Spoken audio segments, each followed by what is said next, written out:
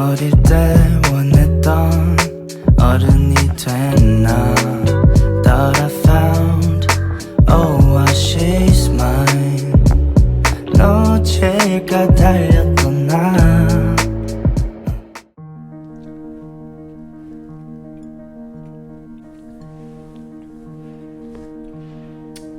Good morning, guys. How are you today? There are a few things that I thought I should share with you. It's not something positive and it's not something super negative. It's just something that like a normal person can do in his daily life. So I've been feeling really insecure about my body and just myself so much, and I think it's mainly because I was using a lot of dating apps. Not a lot, like I used two of them, like Tinder and Grindr. And before I came to Argentina, it was quite easy to find like interesting people, have a good conversation, hang out, go to date, and maybe become more than that. And but here it's a little bit harder. I think like people are just looking for something really quick and looking for open relationship and that kind of stuff. And I just noticed that like maybe people are here way more independent and way more mature in themselves, so they want to experience some new stuff in their life. But me, coming from really traditional and conservative society, I do believe in like long-term kind of relationship and lover for the rest of your life kind of stuff. And I've been just like questioning like, why is it so hard to date? Why is it so hard to find someone and stuff like this?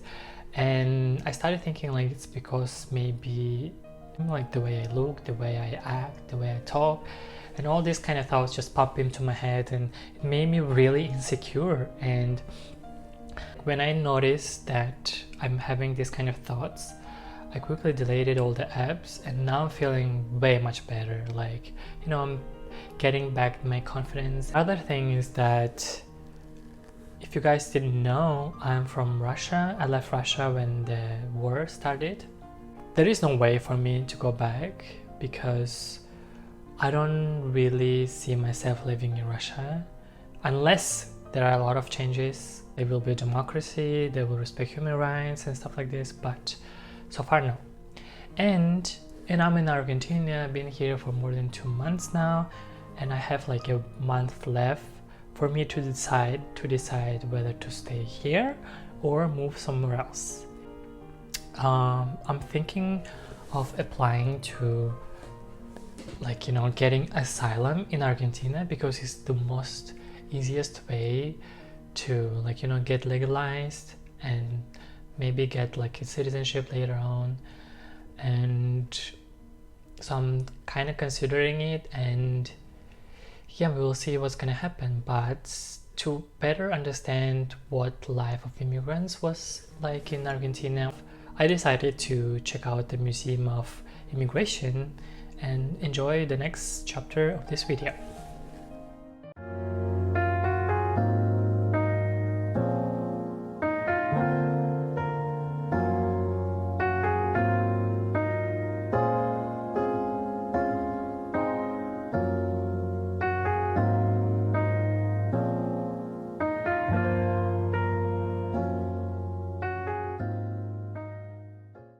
The walls of what today is the Inmigración Museum witnessed the stay of countless people who left their hometowns and families in search for a better future and found in the buildings of the port of Buenos Aires. The museum highlights the social, economic, and cultural importance of the various waves of immigration that arrived in Buenos Aires, from those that arrived from Europe, Asia, and Africa at the end of the 19th and start of the 20th century to more recent migration from other countries in Latin America.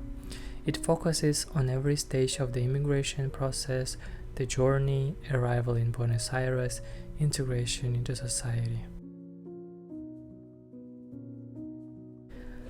I personally enjoyed the most the part of the exhibition related to the immigrants from the Eastern Mediterranean. These people ran away mainly from the Turkization process carried out by the government of the Ottoman Empire on minorities. These people's stories are so touching. I almost cried looking at these photos. It's also really interesting and fascinating that you can listen to personal stories of the descendants of those first immigrants who arrived to Buenos Aires.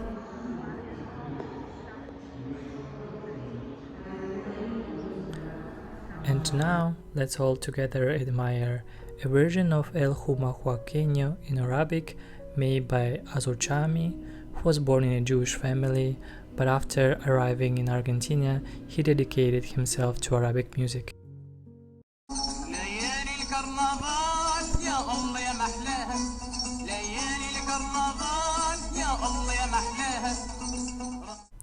The museum also hosts different art exhibitions, and the same building houses the Center of Contemporary Art, which has held exhibitions by various international artists.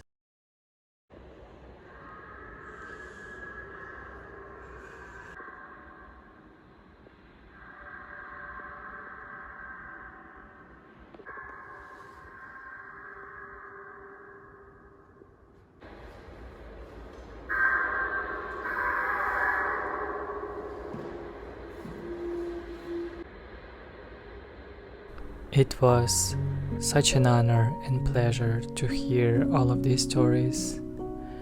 And I wonder, if they had to make an exhibition about my life, what would they write about me? What photos would they show from my life? I hope the photo where I'm with my family, happy and very, very old.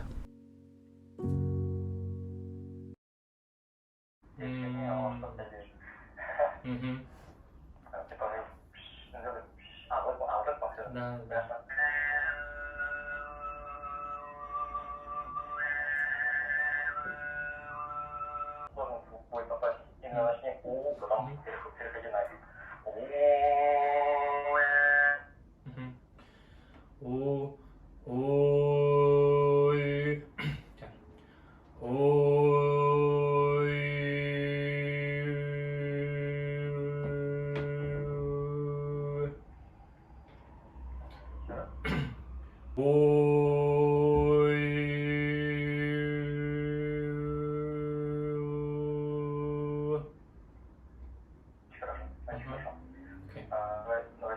So today we are cooking a plant-based curry.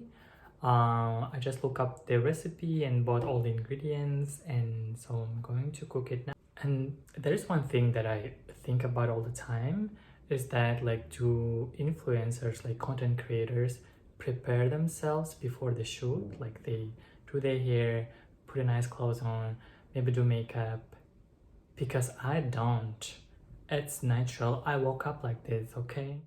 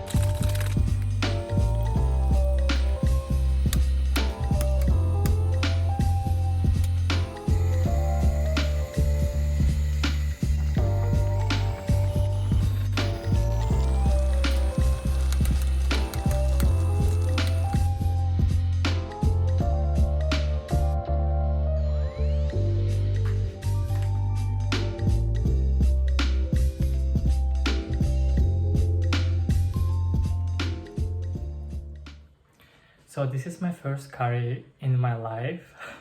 I'm so proud of myself. Good job, good job. Anyway, there are like a few things that I didn't really like, but still it's fine. I think I added too much of coconut milk, and I should have like used 3 potatoes instead of 4, but it still is really good. So let's try it.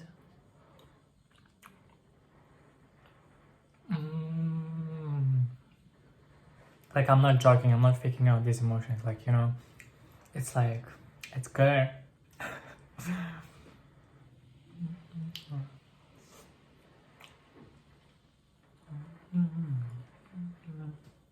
Oh my gosh, like I would never think that I will make a curry myself.